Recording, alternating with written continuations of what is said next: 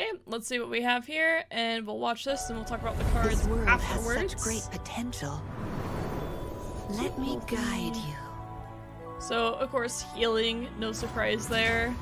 A 1/6 for 3 mana, it's an interesting stat They're line. stronger every day, just like me. Of course, it's against this burn list. Go no further. Spring there. Be at peace. Star Spring Landmark. So yeah, this card is a little bit spooky. Alternate win conditions are sweet, The possibilities but also are a bit spooky. Pretty cool level up. 2/7, much harder stat line to deal with, especially when it's fully healing. Animations fit great. by the power of the stars. This poor aggro decks. Rejoice to see you. When you heal damage, And ally give it I them. elusive. Today we have determined our own fate. That's scary. That one scares me a lot. It does have to be damaged, but ugh. Alright, let's go take a look at this.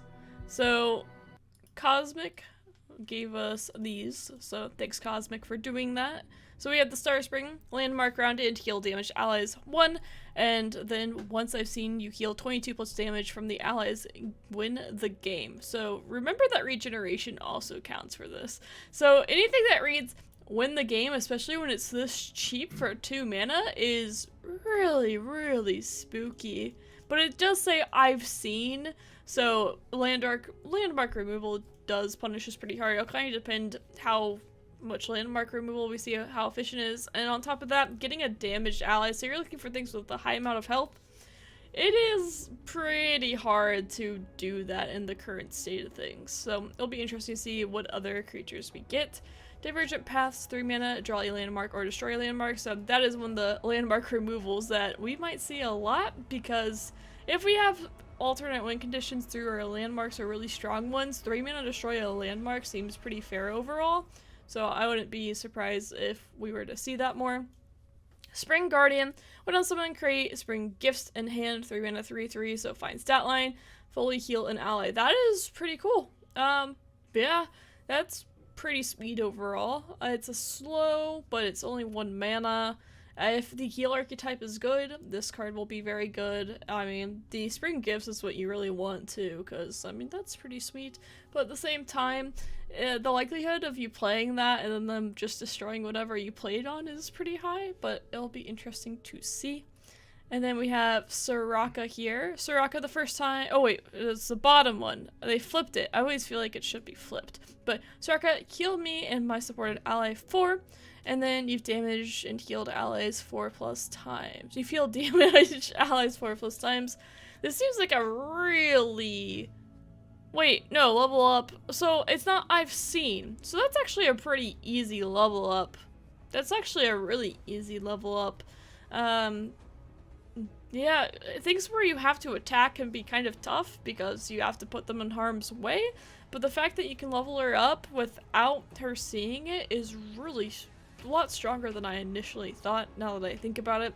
Her level up is the first time you heal a damaged ally each round, draw 1. That's pretty insane. A draw engine from a champion with a 2/7 stat line that's very hard to get rid of. A 7, like, we just don't have a lot of things that deal with 7 health.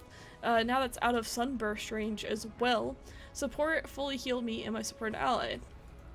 Alright, it'll be really interesting. Some self-harm decks. We have all those, we have so many self-harm cards now, so it'll be really exciting to try this out.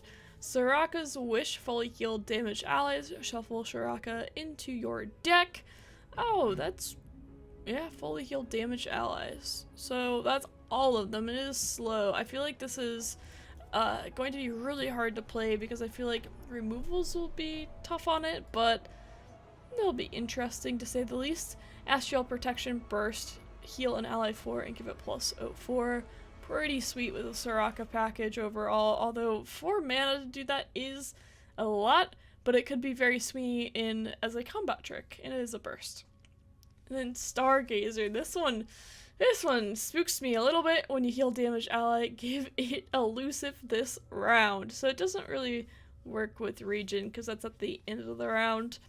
But at the beginning of the round, that is pretty spooky overall. There's some crazy combos that can happen with that card. Elusive is just a scary keyword, and the fact that you can give it to multiple units.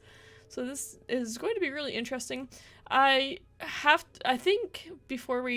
excited about it, but I think I need to say that sometimes healing archetypes being good can be a little bit toxic, so hopefully that doesn't happen. At the time, I don't feel like it's in that position, but healing, like, already, like, star shaping stuff can be, like, a little bit on the toxic side. So hopefully, I feel like Riot did a good job, though. This feels like it's going to be balanced. I feel like I'm not worried, honestly, at the time. But I do think it's something to put out there as well. Overall, I think it's really cool seeing some alternate win conditions, as well as Soraka, just the different stat line that we haven't seen before. We all know that, like, with Taric, though, having to attack with it to get the value can be very rough. So it'll be interesting to see how that goes. So thank you for watching, and I will see you next time. Bye!